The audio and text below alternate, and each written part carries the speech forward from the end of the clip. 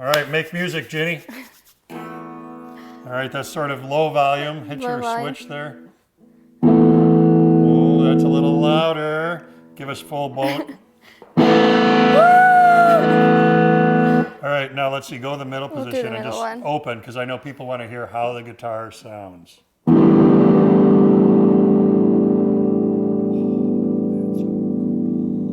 Okay. All right. So what we want to do, Ginny's got the guitar all done, and in fact has, since we talked last, already surprised her boyfriend with the guitar. Yes. So we want to do a little wrap up here and take you through what we did in order to get done, right? So I'm going to take this out so it doesn't kind of interfere with looking at it. All right, so I think the last time they were here with us, there was no lacquer on. That was a while ago. Yeah. And what we did for lacquer is we used a guitar-specific, an instrument-specific lacquer. Aerosol can, very easy application. Companies that sell luthier supplies sell products like this. So you can find that stuff online. So that worked out really well for us. Now, what about the Pickguard, Ginny? That's a little unusual, but you had some very distinct reasoning there. Yeah, so we decided to do a plexiglass pickguard because I really wanted to see the stripes underneath, because the reason we picked the wood is because of it. It's kind of cool, really, stripes there. So I was like, well, let's do plexiglass, and then you can really see that. Yep. And I like that idea a lot. It doesn't interfere with looking at the beauty of the wood. Yeah. And then show them the back, because I think last time they were here, we didn't have the covers on. Yeah, so these are with the covers now. Kind of. And remember what wood those are? Wenge. Yeah, so The wenge. we've got access holes here for the electronics. And then here, this acts as a plate to sort of distribute the weight, because we turn this into a bolt-on neck. Yep. The original Firebird design, the neck would have been integral to the body, but we didn't want to. That would be really difficult. Yeah. You'd have to get one like giant chunk of wood to carve out the neck for that, And do all the shaping and the fretting. around it, and we were fretting about the fretting. we were fretting about the fretting. Yeah. So a couple people have asked about how the neck went on, and you remember what the assembly looks like underneath here? Yeah, it was like the weird cut. It was like U-shaped. Yeah, we've got a pocket in there. Yeah. And then what did we put in the back of the neck to catch? Are these just screws only go into the wood? No, they go into the neck. This part. Words. Okay, words can be hard, especially when you don't do woodworking every day. So we use threaded inserts in the back of the neck. It's not uncommon for these to just be wood screws, but we felt a little funky about, if it goes together, comes apart, goes together, comes apart as we adjust the action and stuff. So we put 1032 threaded inserts in the maple, and then these are more like stove bolts rather than wood screws that are holding that all together. And the other thing that's interesting, if we can show the folks at home, you can see where the neck meets the body, there's just a little sliver of wood there. And why did we do that? What's the other thing in there? They're supposed to have the 1 degree, and it's like for playing purposes. 1.5 degree. 1.5 degree, apparently. My numbers are off. It's okay. But yeah, so we just kind of slip that in there, and you can always take it out. Yeah, so there's just a shim, and from a woodworking perspective, the back of the neck was flat. We routed the pocket. So then the question was, well, how are we going to make the neck sit at 1.5 degrees? And it sounded like that'd be really hard to machine in. So instead we made a 1.5 degree shim, put that in there, and that was a very easy way to pitch the neck to the right angle. Tune-o-matic bridge. And what flavor pickups? Seymour Duncan's. And Seymour Duncan, what? That goofy name. Golly, I don't know. Well, they're humbuckers. Yeah. And then I'm forgetting they're like a G2 and a G3 or something like that. Something weird. They're slightly different. And a friend of ours actually helped wire that in. I know for me, one of the scary things was we had all the pockets cut. And then you have to drill a hole to connect all the pockets. Like under the thing. Yeah, at a funny angle. So this to this, and this to this, and this like to this. this. To like here. And the bridge had to be grounded, so there's a hole that comes up here so that could happen. And so when we drilled those holes, we kind of measured 18 times and drilled once, because we were very afraid of the prospect of the drill bit coming out the other face of the guitar. It was pretty scary. Now I see that the head has been customized, ma'am. It And has. tell us a little bit about the customization that you requested Well, on the headstock. We definitely wanted to do, now are we talking for shape or are we Well, talking? you can talk about both aspects of what makes that headstock unique. Well, we did the shape, first of all, of the head is different, and for most, it's what the shape would be if it was a genuine Firebird. So that's why I kind of really tried to copy. But you did all that freehand. I did that freehand. Terrifying. Terrifyingly freehand.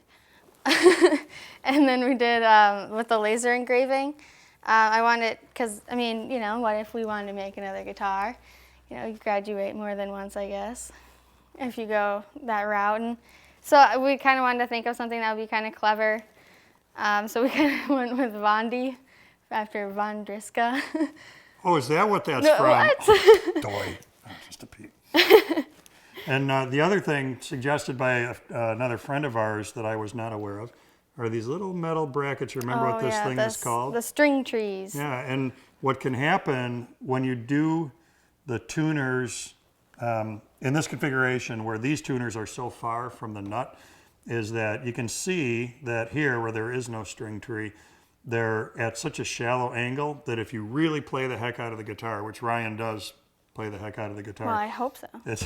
It's actually possible for the strings to pop out of the nut. So by introducing the string tree, it pulls those down so that they're coming off at a sharper angle. The other thing you can get here is a buzz because these strings are not tightly up against the nut. So what happened here is the day Ginny was actually giving the guitar to Ryan, I was doing the last little bit of assembly. She was already with Ryan. I was going to meet him.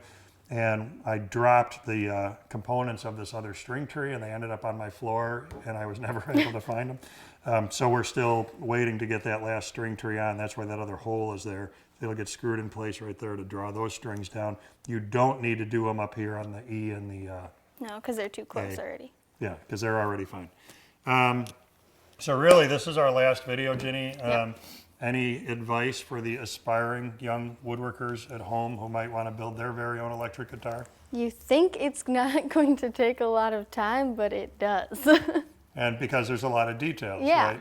Yeah, and you're like, oh, well, I mean, you just kind of put the body and the neck together, you know, you just kind of shape it out, and it's like, no.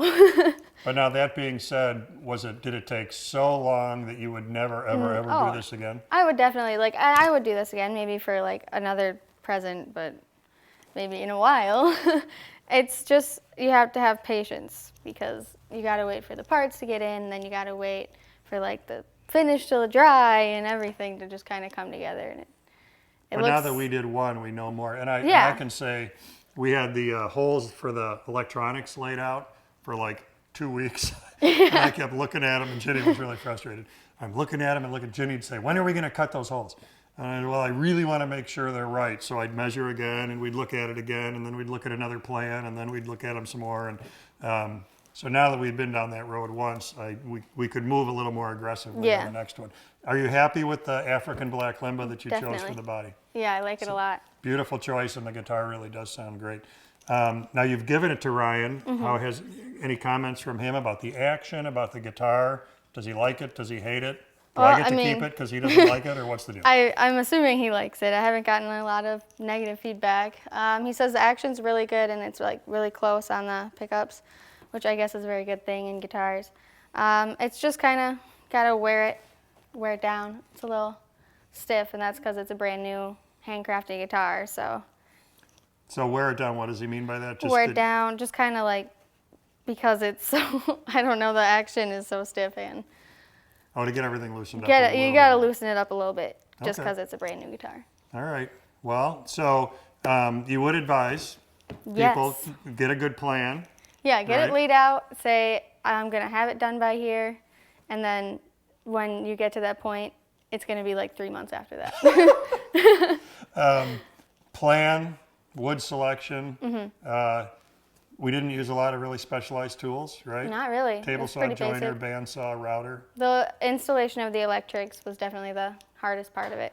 Because we had never done it We before. had never done it, and we had to get the guy to help us out. Yeah. Anything else you think people need for the first time they're going to do this?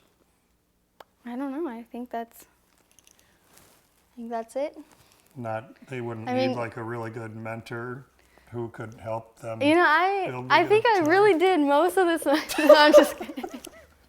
All right. Well, I had a blast doing this with you, Ginny, and I hope you enjoyed it too. And I know from the look on Ryan's face when he was surprised with this guitar, Oh, he was certainly surprised. he was certainly surprised, and he really loved it. He sat in the music store and played it for about an hour. Yeah. He which is- promised us donuts, so I was pretty upset it was an hour.